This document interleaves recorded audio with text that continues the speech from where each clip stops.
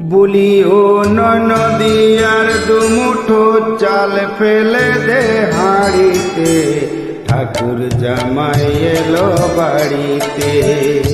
ও ননদী ঠাকুর জামাই এলো বাড়িতে।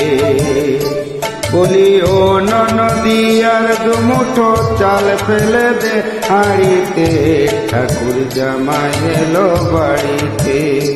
ও ননদী ঠাকুর জামাই এলো বাড়িতে।